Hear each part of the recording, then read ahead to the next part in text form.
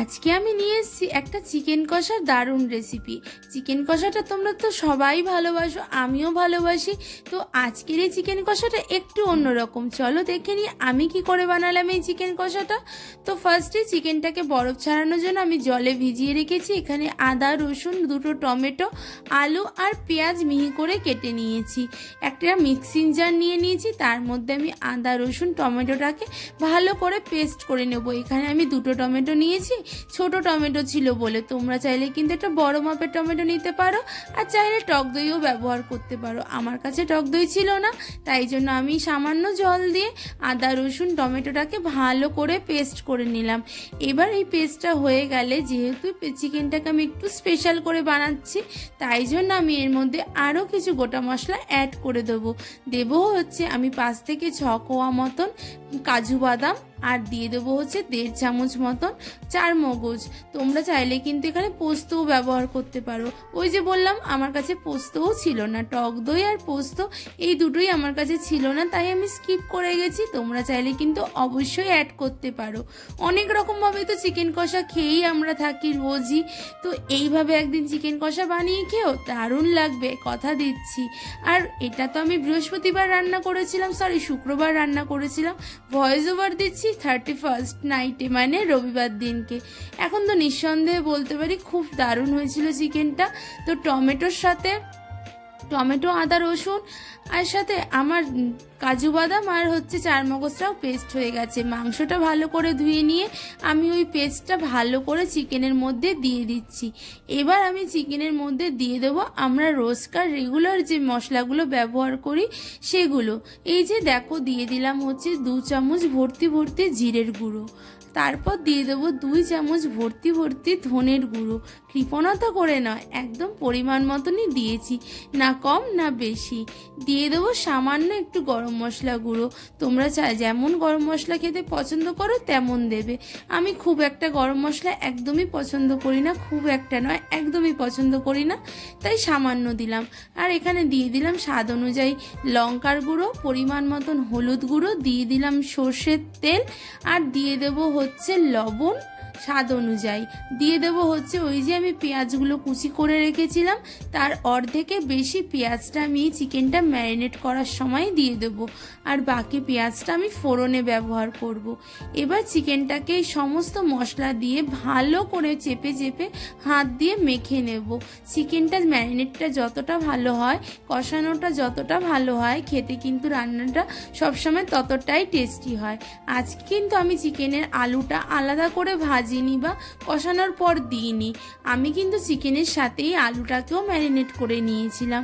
ওই যে বললাম একটু অন্যরকম করে করার চেষ্টা করেছি। তো দেখতে থাকো ভিডিওটা, আশা করি তোমাদের ভালো লাগবে। আর অবশ্যই কিন্তু এইভাবে চিকেন কষা একবার বাড়িতে বানিয়ে খেও, অবশ্যই ভালো লাগবে। দিয়ে দিলাম এখানে হচ্ছে বিরিয়ানি মশলা।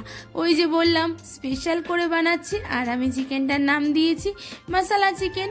তো তোমরা চাইলে এটা অন্য নামও দিতে পারো, আমার কাছে এটাই বেস্ট মনে হলো, তাই আমি নাম দিয়ে দিয়েছি মশলা চিকেন। আর এই চিকেনটা কিন্তু আমি একবার বানিয়েছি এমন না, অনেকবার বানিয়েছি। এই চিকেনটা কিন্তু সবাই আমার বাড়ির খুব পছন্দ করে। এই চিকেনটা হচ্ছে বিরিয়ানির সাইড ডিশ, ফ্রাইড রাইসের সাথে সাইড ডিশ, বা লুচি, পরোটা, রুটি সমস্ত কিছুর সাথে দারুণ লাগবে এই চিকেনটা। তো তোমরা প্লিজ ট্রাই করো। কড়াই বসিয়ে দিয়েছি। ভাবছো যে এইটুকু চিকেনের জন্য এত বড় কড়াই বসিয়েছে কেন দিদি? আসলে না, আমার ছোট কড়াইটাতে এঁঠো ছিল, তাই জন্য আমি বড় কড়াইটাই বসিয়ে দিলাম। তেলটা গরম হলে কড়াইয়ের গায়ে একটু লাগিয়ে দিলাম, ছড়িয়ে দিলাম তেলটা, আর ফোড়নে দিয়ে দিলাম হচ্ছে চিনি। হ্যাঁ, আমি রান্নায় চিনি সবটাতেই দিই, কিন্তু চিকেন বা কোনো কিছু কষা রান্না করার সময় আমি চিনিটা ফোড়নে দিই, তাহলে না কালারটা খুব ভালো আসে। তো আমি চিনিটা ফোড়নটা হয়ে যাওয়ার পর এখানে আমি গোটা গরম মশলার মধ্যে দারচিনি, এলাচ, লবঙ্গ একসাথে দিয়ে দিলাম। এখানে আমি এলাচের মুখগুলো একটু ফাটিয়ে দিয়েছিলাম, আর লবঙ্গর মুখে যে ফুলটা থাকে ফেলে দিয়েছিলাম, না হলে না ভীষণ ফাটে আর ফুসকা পড়ে। তাই জন্য ওগুলোকে ছাড়িয়ে একটু নাড়াচাড়া করে ফোড়নের গন্ধটা বেরোলে আমি দিয়ে দিলাম তেজপাতা 2টো। এরপর যে বাকি পেঁয়াজ কুচিগুলো ছিল ফোড়নে দিয়ে দিলাম সেই বাকি পেঁয়াজ কুচিগুলো। এবার ভালো করে ফোড়নগুলোর সাথে পেঁয়াজ কুচিটাকে ভাজা ভাজা করে নেব যতক্ষণ না পেঁয়াজটা ব্রাউন কালার হয়ে যাচ্ছে। তো আমি কিন্তু কখনো পেঁয়াজ ভাজার সময় নুন দিই না যাতে পেঁয়াজটা নরম হয়, আমি কখনোই দিই না, এমনি পেঁয়াজ নরম হয়ে যায়। পেঁয়াজ যদি খুব ঝিরিঝিরি করে কাটা হয় না তো এমনিতেই নরম হয়ে যায়, আর আমি খুব ঝিরিঝিরি করেই কাটি। দেখো ম্যারিনেট করে রাখা চিকেন আর আলুটা আমি পেঁয়াজটা ভাজা হয়ে যাওয়ার পরে দিয়ে দিলাম। এবার হচ্ছে কষানোর পালা। যত ভালো করে রান্না কষানো হবে রান্নার টেস্ট কিন্তু ততটাই বেড়ে যায়, জানো তো। আর আমি কিন্তু সব সময় রান্না করতে এসে তোমাদেরকে বলি রান্না খুব ভালো করে কষাতে হয়, কষালেই রান্নার টেস্ট অনেক বেশি বেড়ে যায়। তো আমি ভালো করে চিকেনটার সাথে মশলা আলু সাথে ফোড়নগুলোকে ভালো করে মিশিয়ে নিলাম, মিশিয়ে নিয়ে কিছুটা হতে দেব, দিয়ে ভালো করে খুন্তিটা বারে বারে নাড়তে হবে। তো এখানে চিকেনটা কষানোর সময় চিকেনটা কিন্তু বারে বারে নাড়তে হবে, কারণ এখানে কাজু বাদাম চারমগজ দেওয়া হয়েছে, তো যদি নিচে লেগে যায়। দেখেছো চিকেনটার কালারটা কষাতে কষাতে কি সুন্দর আস্তে আস্তে কালার চেঞ্জ হচ্ছে।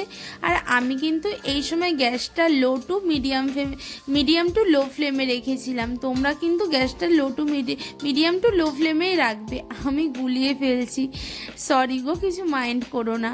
তো দেখো চিকেনটা আমার খুব ভালো করে কষা হয়ে গেছে, আর এদিকে তেলও ছেড়ে দিয়েছে। চিকেন তো সেদ্ধ হয়েই যায় কষানোর সময়, কিন্তু আলুগুলোই তো সেদ্ধ হতে চায় না, তাই জন্য দিয়ে দেবো হচ্ছে যে গামলাটাতে আমি চিকেনটা ম্যারিনেট করেছিলাম তার মধ্যেই যে জলটা রেখেছিলাম সেই জলটা একটু গরম করে নিয়ে আমি চিকেনের মধ্যে দিয়ে দেবো। আর দেখো লেগ পিসটা তুলে আমি তোমাদের দেখাচ্ছিলাম, মানে হচ্ছে আমি ফটো তুলছিলাম হচ্ছে থাম্বনেলের জন্য।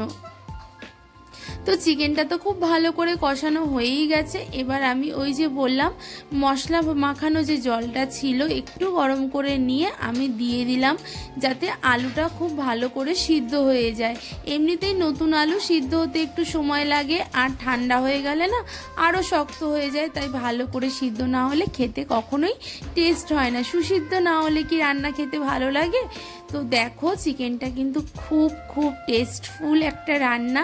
আমি ভালো করে চিকেন আলু সমস্ত কিছু ঝোলে ডুবিয়ে দিলাম যাতে ভালো করে সুসিদ্ধ হয়ে যায় রান্নাটা। আর চিকেনটা যখন আলুটা প্রায় অনেক সিদ্ধ হয়ে এসছে এবং নামানোর সময় চলে এসছে, তখন আমি আবার আরেকটু বিরিয়ানি মশলা দিয়ে দিলাম। আমি এখানে কেনা বিরিয়ানি মশলাটা ব্যবহার করেছি, তোমরা চাইলে, কেনা মানে হচ্ছে দোকান থেকে কেনা, তোমরা চাইলে কিন্তু বাড়িতেও বিরিয়ানি মশলা বানিয়ে নিয়ে ব্যবহার করতে পারো, তাহলে কিন্তু টেস্টটা আরও বেশি ভালো হয়। আমি সব সময় তাই করি, বাড়িতে বিরিয়ানি মশলা বানিয়ে রাখি। কিন্তু আজকে আমি হঠাৎই ঠিক করলাম করব বলে আমার কাছে সমস্ত ইনগ্রিডিয়েন্টস আনা ছিল না, তাই আমি বাড়িতে আর বানাতে পারিনি। কিন্তু টেস্টটা সেরকমই এসেছিল, খুব ভালো হয়েছিল। চিকেনের কালারটা দেখে আশা করি তোমরা বুঝতেই পারছো যে চিকেনটা কতটা টেস্টি হয়েছিল। তো আমার চিকেন তো হয়ে গেছে, এবার চিকেনটা রেডি অ্যান্ড সার্ভ করে দেবো। তো যদি ভিডিওটা ভালো লেগে থাকে বন্ধুরা অবশ্যই লাইক কমেন্ট করে আমার পাশে থেকো। চ্যানেলের নতুন বন্ধু হলে অবশ্যই চ্যানেলটাকে সাবস্ক্রাইব করে দিও, আর চ্যানেলের পাশে থাকা নোটিফিকেশন আইকনটাকে প্রেস করে দিও যাতে আমি যাই ভিডিও পোস্ট করি না কেন সবার আগে তোমাদের কাছে পৌঁছে যায়। তো বন্ধুরা ভিডিওটা ভালো লাগলে আর খারাপ লাগলে দুটোই কমেন্টসের মাধ্যমে জানিও। চলো বন্ধুরা দেখা হবে নতুন কোনো দিনে নতুন কোনো ভিডিওর সাথে, ততক্ষণ সবাই সুস্থ থেকো, ভালো থেকো, টাটা বাই বাই। আর আজকে আমি ভয়েস ওভার দিচ্ছি রোববার রাত্রি 11:30টায়। তো এখন জানিয়ে দিচ্ছি অ্যাডভান্স হ্যাপি নিউ ইয়ার। আর 12টা বাজলেই আমাদের নিউ ইয়ার পড়ে যাচ্ছে 2024। সবার খুব ভালো কাটুক।